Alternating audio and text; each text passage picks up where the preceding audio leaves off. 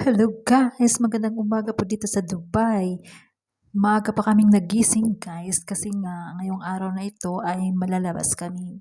Magdi-day off po kami ngayong araw. So, nagising kami ng 6:40. 6:40. Oh, ayun ko ba bakit ganyan yung sikat ng araw? 'Di ba kung minsan yung sikat ng araw ay maliwanag. Ewan ko ba ngayon bakit ganyan yung sikat ng araw? Parang mapula siya. Ayan. So ngayon, naghanda na kami at aalis na kami guys. Bago kami pupunta sa aming pupuntahan, magbabiyahe muna kami. Sumakay kami ng taxi. Papunta sa, yata kami papunta sa Satwa. Doon kami magdi-day off. Kasi karamihan doon maraming tao at saka karamihan doon ng yung mga Pilipino din. Iba't ibang lahi na pumupunta doon pero karamihan talaga makikita mo mga Pilipino.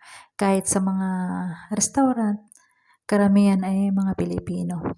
So habang naghihintay kami ng in-order namin na pagkain guys, ayan, nagsiswing-swing muna si Neneng Sel.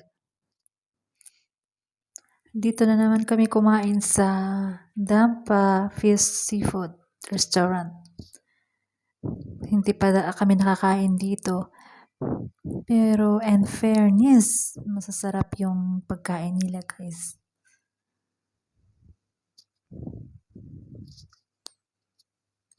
At habang wala pa yung pagkain namin kasi niluluto pa, ayan, magsiswing-swing muna tayo.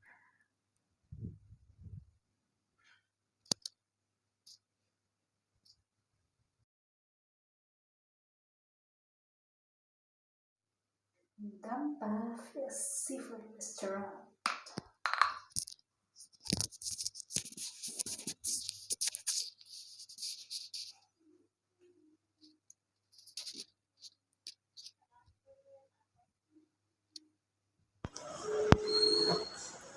So that's it na guys. Magpapaalam naman na sa Neneng Sel kasi ready na po yung pagkain namin. Thank you for watching. Babush!